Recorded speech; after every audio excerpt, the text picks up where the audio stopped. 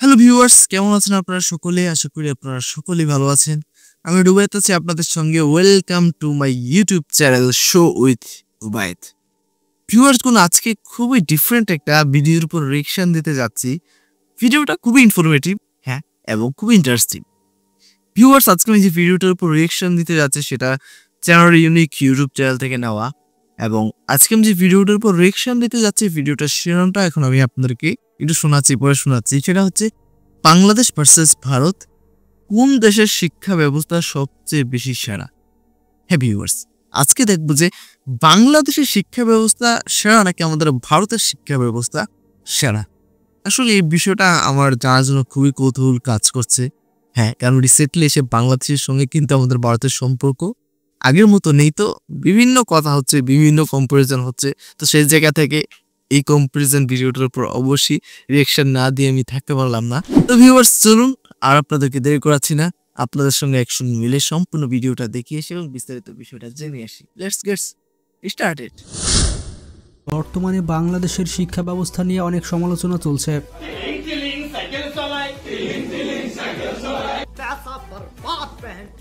এবং বাংলাদেশের নতুন শিক্ষা ব্যবস্থাকে অনেকে পছন্দ করছে না। বেশিরভাগ গার্জিয়ান বলছে আগের শিক্ষা ব্যবস্থায় ভালো ছিল।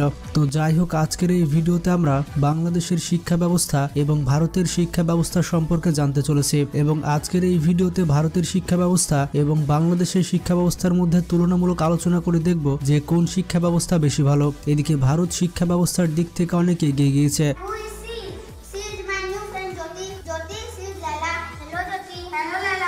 তারা চাঁদের দেশ পর্যন্ত পৌঁছে গিয়েছে এবং চাঁদে বিভিন্ন ধরনের যান পাঠাচ্ছে। অন্যদিকে বাংলাদেশ শুধু এগুলো বসে বসে দেখছে।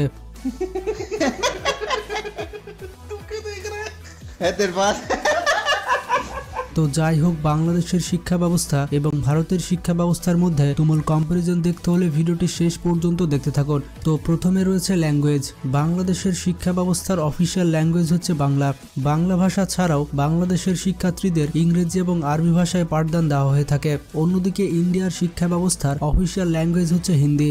এই হিন্দি ভাষা ছাড়াও ইন্ডিয়াতে আরও 20টি ভাষা রয়েছে যেগুলোতে ভারতীয় শিক্ষার্থীদের পাঠদান দেওয়া হয়ে থাকে। এবং যেমনটা জানেন, ভারত অনেক বড় একটি দেশ এবং ভারতের বিভিন্ন রাজ্যে বিভিন্ন ভাষায় কথা বলা হয়ে থাকে। তো এরপরে রয়েছে লিটারেচি রেট। 2022 সালের রিপোর্ট অনুযায়ী বাংলাদেশের লিটারেচি রেট হচ্ছে 75.6%।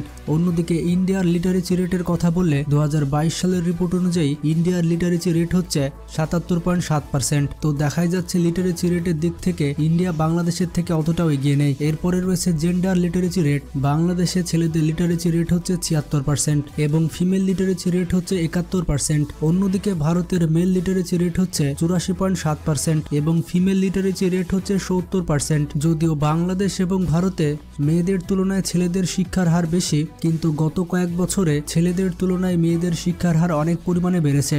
মানুষজন এখন কুসংস্কার থেকে বের হয়ে মেয়েদেরকেও স্কুলে পাঠাচ্ছে। এটা প্রয়োজন, এটা খুবই প্রয়োজন। কুসংস্কার থেকে বেরিয়ে আসা খুবই প্রয়োজন এবং ছেলে মেয়ে উভয়কেই শিক্ষার আলোয় আলোকিত করা প্রয়োজন। হ্যাঁ, জীবনে চলার পথে, ঠিক আছে, জীবনে কিছু করতে গেলে, এক কথায় বলতে গেলে শিক্ষা প্রয়োজন। ঠিক আছে, শিক্ষা ছাড়া জীবনে আসলে কিছু করা সম্ভব নয়। এখন আমার কথাটা হয়তো অনেকেই ভাবছেন আমি জব রিলেটেড কিছু বলছি, আসলে না। লেখাপড়া করা, শিক্ষা গ্রহণ করা মানে জব না, জ্ঞান অর্জন করা। আর যেই মানুষ জ্ঞানহীন, তো সেই মানুষদের নিয়ে আর কি বলবো। শিক্ষা হচ্ছে মানুষের জীবনের আলো, ঠিক আছে। শিক্ষা ছাড়া মানুষের জীবনে অন্ধকার নেমে আসে। তাই আমাদের সঠিক শিক্ষা প্রয়োজন। ছেলে ও মেয়েদেরকে উভয়কে সঠিক শিক্ষা দিতে হবে, ঠিক আছে। কুসংস্কারের মধ্যে আর থাকা যাবে না। তবে চলুন ভিউয়ার্স, বাকি অংশটা দেখে আসি। এবং এভাবে মেয়েদের হার বাড়তে থাকলে ধারণা করা হচ্ছে 2030 সালে ছেলেদের তুলনায় মেয়েদের শিক্ষার হার অনেক বেড়ে যাবে। এরপরে রয়েছে শিক্ষা প্রতিষ্ঠান, শিক্ষক এবং ছাত্র। বাংলাদেশে মোট ইউনিভার্সিটি রয়েছে 53টি। তাছাড়া স্কুল, কলেজ এবং মাদ্রাসা মিলিয়ে বাংলাদেশে 2 লক্ষ শিক্ষা প্রতিষ্ঠান রয়েছে। এই 2 লক্ষ শিক্ষা প্রতিষ্ঠানে বাংলাদেশের 3,50,00,000 শিক্ষার্থী পড়াশোনা করছে। অন্যদিকে ইন্ডিয়ার কথা বললে বর্তমানে ইন্ডিয়াতে 876টি ইউনিভার্সিটি রয়েছে এবং ভারতে সব ধরনের শিক্ষা প্রতিষ্ঠান মিলিয়ে মোট 19 লক্ষ শিক্ষা প্রতিষ্ঠান রয়েছে। যেহেতু ভারতে জনসংখ্যা বেশি, তাই তাদের শিক্ষা প্রতিষ্ঠান বেশি হবে, এটাই স্বাভাবিক। তো যাই হোক, ভারতের 19 লক্ষ শিক্ষা প্রতিষ্ঠানে মোট 31 কোটি শিক্ষার্থী পড়াশোনা করে থাকে। যদি কথা হয় শিক্ষক নিয়ে, তাহলে বাংলাদেশের 7 লক্ষ শিক্ষক রয়েছে। অন্যদিকে ভারতের শিক্ষকের কথা বললে ভারত দেশটিতে আনুমানিক 1 কোটি শিক্ষক রয়েছে। তো যাই হোক, বাংলাদেশের বর্তমান শিক্ষামন্ত্রীর নাম হচ্ছে ডক্টর দীপুমণি। তিনি 2019 সালের জানুয়ারি মাস থেকে বাংলাদেশের শিক্ষামন্ত্রীর দায়িত্ব পালন করছেন। অন্যদিকে ইন্ডিয়ার এডুকেশন মিনিস্টারের নাম হচ্ছে ধর্মেন্দ্র প্রধান। তো যদি কথা হয় শিক্ষা বাজেটের, তাহলে বাংলাদেশের 2023 সালের শিক্ষা বাজেট হচ্ছে 88,162 কোটি টাকা। আচ্ছা, এই ভিডিওটা আসলে একটু আগের ভিডিও, ঠিক আছে? রিসেন্টলি এরকম কম্পারিজন ভিডিও নেই। তো সেই জায়গা থেকে শেখ হাসিনা সরকারের আমলের যিনি শিক্ষামন্ত্রী ছিলেন, ওনার কথাই কিন্তু এখানে বলা হয়েছে। তো আশা করি কেউ বিভ্রান্তিতে পড়বেন না। ওভারঅল সবকিছু ঠিক আছে। তাহলে চলুন বাকি অংশটা দেখে আসি। এবং অন্যদিকে ইন্ডিয়ার মোট শিক্ষা বাজেট হচ্ছে 3,60,000 কোটি টাকা। প্রত্যেক বছর ইন্ডিয়া থেকে পিএইচডি করে বের হয় প্রায় 14,000 শিক্ষার্থী। অন্যদিকে বাংলাদেশে প্রতি বছর 5,000 শিক্ষার্থী পিএইচডি করে বের হয়। ওভারঅল ওয়ার্ল্ড রেকর্ড এডুকেশন সিস্টেমে ইন্ডিয়ার অবস্থান 33তম। পুরো পৃথিবীতে শিক্ষার দিক থেকে ইন্ডিয়া 33তম অবস্থানে রয়েছে।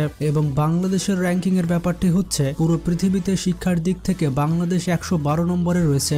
আপনি হয়তো তুলনাটা বুঝতে পেরেছেন, কোথায় 33তম আর কোথায় 112তম। এবং লিটারেচারের ব্যাপারটি তো আপনারা দেখতে পেলেন, শিক্ষার হারের দিক থেকে বাংলাদেশ এবং ভারত কাছাকাছি রয়েছে। বাংলাদেশ এবং ভারত দুইটি দেশই আস্তে আস্তে উন্নতি লাভ করছে এবং তাদের প্রত্যেকটি সেক্টরে আস্তে আস্তে ডেভেলপ হচ্ছে। কিন্তু সত্যি কথা বলতে এডুকেশন সিস্টেমের দিক থেকে ভারত এবং বাংলাদেশ দুইটি দেশই পিছিয়ে রয়েছে। বাংলাদেশ এবং ভারতের এমন কিছু ব্যারিয়ার্স রয়েছে যেগুলো এই দেশের শিক্ষা ব্যবস্থাকে আগে যেতে দিচ্ছে না। এবং বাংলাদেশ ও ভারতের শিক্ষা ব্যবস্থার পেছনে আসল ব্যারিয়ার্সগুলো কি কি, আসল সমস্যা কি শিক্ষকদের মধ্যে রয়েছে নাকি শিক্ষার্থীদের মধ্যে, আর নাকি গোড়ায় গলদ রয়েছে? যেই বাচ্চাদের স্কুলে থাকা দরকার তাদেরকে দিয়ে লেবারের কাজ করানো হচ্ছে। অবাক করার বিষয়টি হচ্ছে, পুরো ভারতে 2.3% বাচ্চা এমন রয়েছে যারা কোনোদিনও স্কুলে যায়নি। অন্যদিকে বাংলাদেশের 10% এমন বাচ্চা রয়েছে যাদেরকে কখনো স্কুলে পাঠানো হয়নি। এখন আপনারা চিন্তা ভাবনা করুন, যখন বাচ্চারা স্কুলে যাবে না তখন তারা কি শিখতে পারবে? এটা আমরা সকলেই জানি যে একটি দেশের উন্নতির জন্য সেই দেশে ডাক্তার, ইঞ্জিনিয়ার এবং সায়েন্টিস্টের প্রয়োজন হয়। একটি দেশে লেবার জনগণ কেউ চায় না। কিন্তু দুঃখজনক বিষয়টি হচ্ছে, বাংলাদেশ এবং ভারতের এডুকেশন সিস্টেম এমনভাবে তৈরি করা হয়েছে যেখানে বাচ্চাদের ট্যালেন্টের কোনো দাম নেই। এখানে বাচ্চাদের ট্যালেন্ট নয়, বরঞ্চ বাচ্চাদের রেজাল্ট নির্ভর করে যে তাদের ভবিষ্যৎ কি হবে। শুধুমাত্র তাদের রেজাল্টের উপর নির্ভর করে যে ভবিষ্যতে তারা কি হতে পারবে। যদি সেই বাচ্চাটি ফার্স্ট ক্লাসে পাশ করে তাহলে সবাই মেনে নেয় যে বাচ্চাটি ট্যালেন্টেড। অন্যদিকে কোনো বাচ্চা যদি অ্যাভারেজ কিংবা লোয়ার মার্ক পেয়ে থাকে তাহলে তাদেরকে লেবার ক্যাটাগরিতে ফেলে দেওয়া হয়। প্রতি বছর একই ধরনের টেক্সট বুক এবং একই ধরনের পড়ানোর স্টাইল বহু বছর ধরে এই শিক্ষা ব্যবস্থাতে চলে আসছে। বাংলাদেশ এবং ভারতের এডুকেশন সিস্টেম তো বাদ দিন, এই দুই দেশের সিলেবাস পর্যন্ত চেঞ্জ করা হয়নি। ইন্ডিয়া এবং বাংলাদেশের এডুকেশন সিস্টেমে 90% গুরুত্ব থিওরিটিক্যাল নলেজের উপর দেওয়া হয় এবং দুঃখজনক বিষয়টি হলেও সত্য, মাত্র 10% গুরুত্ব প্র্যাকটিক্যাল নলেজের উপর দেওয়া হয়, যার ফলে বাচ্চারা কিছু পড়ে দেখানোর বদলে খাতাতে লেখার উপরে বেশি আগ্রহী হয়ে থাকে। পরীক্ষার খাতার উপরে সবকিছু ঢেলে দিতে পারলেই বাচ্চারা যেন শান্তি পায়। বিশেষজ্ঞরা বলে থাকেন থিওরি তো অবশ্যই ইম্পর্টেন্ট, কিন্তু যতটা গুরুত্ব বাংলাদেশ এবং ভারতের এডুকেশন সিস্টেমে দেওয়া হচ্ছে থিওরিটিক্যাল নলেজ ততটা ইম্পর্টেন্ট নয়। এই সব কিছুর থেকে প্র্যাকটিক্যাল নলেজ অধিক গুরুত্বপূর্ণ। অবাক করা বিষয়টি হচ্ছে, ভারতের একটি রিপোর্ট বলছে প্রতি বছর ইন্ডিয়াতে যে সকল ইঞ্জিনিয়াররা বের হয় তার 80% ইঞ্জিনিয়ার বেকার বসে থাকে। কিন্তু প্রশ্নটি হচ্ছে, কেন তারা আনএমপ্লয়েড? অবশ্যই তাদের কাছে প্র্যাকটিক্যাল নলেজ নেই।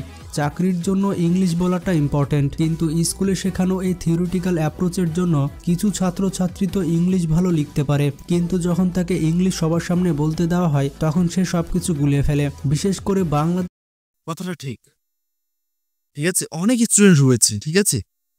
তো সেই জায়গা থেকে ইংলিশ বলতে পারাটা আসলে অনেকটা কষ্টদায়ক হয়ে যায়, কিন্তু লেখার সময় ইজি থাকে। অন্যদের কথা কি বলবো, আমি আমার নিজে প্রমাণ দিয়ে দিচ্ছি। ধরুন ইংলিশ লিখতে দিলে সেটা খুব ইজিতে লেখা হয়ে যাচ্ছে, বাট বলতে গেলে, ঠিক আছে, বা কোনোভাবে কথা বলতে গেলে ইংরেজিতে সেটা লেটেন্সি হচ্ছে সেখানে। তো এর কারণটা কি? আমার না, এর কারণটা হচ্ছে শিক্ষা ব্যবস্থার। কারণ এই যে শিক্ষা ব্যবস্থার মধ্যে সবকিছু গোলমাল করে রেখেছে, তার জন্যই কিন্তু প্রবলেমগুলো হচ্ছে। ঠিক আছে, খাতার মধ্যে লিখতে পারলেই আমি পাস করব এবং এটাই আমার জন্য বেটার। কিন্তু দিন শেষে এই খাতার মধ্যে যে লিখলাম, পাস নাম্বার যে উঠলো, এটার কোনো দাম থাকবে না। কারণ কোনো জব সেক্টরে গেলে বা কিছু করতে গেলে তখন প্র্যাকটিক্যালি আমাকে করতে হবে। প্র্যাকটিক্যালি আমার কি কি আইডিয়া রয়েছে সেগুলো দেখাতে হবে। এই নাম্বার আর কাজে আসে না তখন। ঠিক আছে, তো এর মানে যে নাম্বার গুরুত্বপূর্ণ নয় সেটা কিন্তু বলছি না, কিন্তু নাম্বারও গুরুত্বপূর্ণ, প্র্যাকটিক্যালি কাজটাও কিন্তু বেশ গুরুত্বপূর্ণ। তাহলে চলুন ভিউয়ার্স বাকি অংশটা দেখে আসি। দেশের ছাত্রছাত্রীদের ইংলিশ এতটাই খারাপ যে সেটা আর বলে বোঝানো যাবে না। আমি জিপিএ 5 পেয়েছি, ইংরেজিতে কি হবে? I am GPA 5. বিভিন্ন বিশেষজ্ঞরা বলেছেন বাংলাদেশ এবং ভারতের যে সকল ইউনিভার্সিটির কারিকুলাম রয়েছে সেই সবগুলো কারিকুলাম ব্যাকডেটেড। বিশেষ করে বাংলাদেশের স্কুলগুলোতে যেই অবকাঠামোগুলো রয়েছে সেগুলো অনেক পুরাতন। এবং আপনাদের উদ্দেশ্যে বলে দিতে চাই, বাংলাদেশের এডুকেশন সিস্টেম এবং ইন্ডিয়ার এডুকেশন সিস্টেমের প্যাটার্ন কিন্তু সেম। যেমন বাংলাদেশ এবং ভারতের এডুকেশন সিস্টেমে প্রথমে একজন শিক্ষার্থীকে পার করতে হয় প্রি প্রাইমারি এডুকেশন, তারপরে রয়েছে primary education, middle school, high school, undergraduate এবং সর্বশেষ পোস্ট গ্রাজুয়েট। ডিফারেন্সটা হচ্ছে বাংলাদেশের কাছে স্কুলের শর্টেজ রয়েছে, কারণ বাংলাদেশের ইনফ্রাস্ট্রাকচার খারাপ। অন্যদিকে ইন্ডিয়ার অবকাঠামো অতটাও ভালো নয়। বাংলাদেশ এবং ইন্ডিয়ার এডুকেশন সিস্টেম থেকে প্রতি বছর অনেক শিক্ষার্থী ড্রপ আউট হয়ে যাচ্ছে। আপনি হয়তো বিশ্বাস করবেন না, কিন্তু এটা সত্যি যে প্রতি বছর বাংলাদেশে 34% শিক্ষার্থী ড্রপ আউট নিয়ে নেয় এবং এদিক দিয়ে ইন্ডিয়াও কিন্তু পিছিয়ে নেই। ইন্ডিয়াতে প্রতি বছর 17% শিক্ষার্থী ড্রপ আউট নিয়ে নেয়। এই শিক্ষার্থীগুলো যে ড্রপ আউট নিয়ে নিচ্ছে এর পেছনে আসলে কারা আছে? এর পেছনে কি বাচ্চারা দায়ী? মোটেও এর পেছনে বাচ্চারা দায়ী নয়। এর পেছনে দায়ী রয়েছে আমাদের প্যারেন্টস, আমাদের শিক্ষকরা এবং সব থেকে বড় এডুকেশন সিস্টেম। তবে দুই দেশেরই গভর্নমেন্ট চেষ্টা করছে তাদের এডুকেশন সিস্টেমকে এগিয়ে নিয়ে যাওয়ার জন্য। বাংলাদেশ এবং ভারত তাদের এডুকেশন সিস্টেমকে এগিয়ে নিয়ে যাওয়ার জন্য জিডিপির বড়সড় অংশ ইনভেস্ট করছে। যেমন ইন্ডিয়া প্রতি বছর 4.6% জিডিপির অংশ এডুকেশন খাতে ব্যয় করছে এবং বাংলাদেশ প্রতি বছর ব্যয় করছে তাদের জিডিপির 2%। এবং আপনারা দেখতেই পাচ্ছেন এডুকেশন খাতে ইন্ডিয়ার থেকে অর্ধেক টাকা ব্যয় করছে বাংলাদেশ। যেখানে বাংলাদেশের জিডিপি পার ক্যাপিটা ইন্ডিয়ার থেকে বেশি, সেখানে বাংলাদেশ এডুকেশন সেক্টরে কেন কম টাকা ব্যয় করছে? তো যাই হোক, বাংলাদেশের এডুকেশন সিস্টেম এবং ইন্ডিয়ার এডুকেশন সিস্টেমে অনেক প্রবলেম রয়েছে। আমাদের সবাইকে এগিয়ে আসতে হবে এই সমস্যার সমাধানের জন্য, কারণ পৃথিবীর অন্যান্য দেশ অনেক দ্রুত এগিয়ে যাচ্ছে।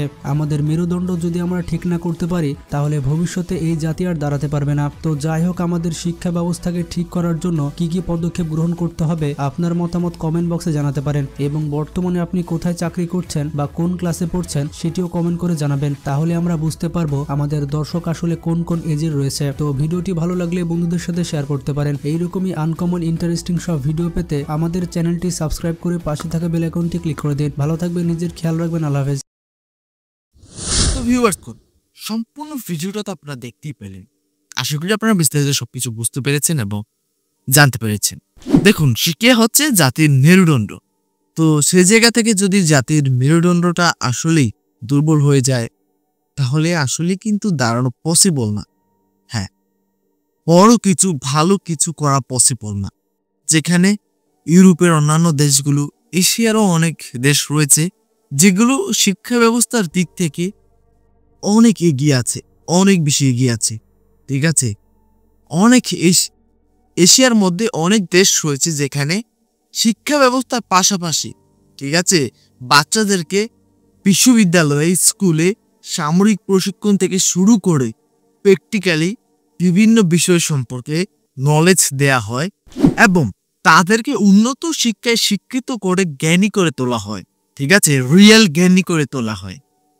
দিন শেষে সে শিক্ষার্থীরাই ভালো কিছু করছে বিশ্বের মধ্যে, সেই দেশের নাম উজ্জ্বল করছে। আর আমরা বসে বসে দেখছি। ঠিক আছে, আমরা বলছি এই ছোট বাচ্চাটা কি করে ফেলেছে, ঠিক আছে, জাপানের এই ছেলেটা কি করে ফেলেছে, মাত্র স্কুলে পড়ে এই অবস্থায় ছেলেটা এটা তৈরি করে ফেলেছে, এটা তৈরি করে ফেলেছে, ওটা করেছে, এটা করেছে। কিন্তু আমরা পারছি না, কারণ আমাদের গোড়াতেই সমস্যা আছে। তো আমরা কিভাবে পারবো? কিন্তু ওরাও মানুষ, আমরাও মানুষ। ওরা পারলে আমরাও পারবো। তার জন্য কি করতে হবে? তার জন্য উন্নত শিক্ষা ব্যবস্থা তৈরি করতে হবে। তাহলেই দেশ উন্নত হবে, জাতি উন্নত হবে। তো ভিউয়ার্স, আশা করি আজকের সম্পূর্ণ ভিডিওটা আপনাদের কাছে খুবই ভালো লেগেছে। যদি আজকের রিঅ্যাকশন ভিডিওটা আপনাদের কাছে ভালো লেগে থাকে, ইনফরমেটিভ মনে হয়ে থাকে, অবশ্যই আমাদের চ্যানেল সাবস্ক্রাইব করতে ভুলবেন না, ভিডিওতে লাইক করতে ভুলবেন না, কমেন্ট করে আপনার মূল্যবান মতামত জানাতে ভুলবেন না। তাহলে বিদায় নিচ্ছি এখানেই, দেখা হবে পরবর্তী কোনো একটা ভিডিওতে। ততক্ষণ পর্যন্ত সকলে ভালো থাকবেন, সুস্থ থাকবেন, টাটা, বাই বাই।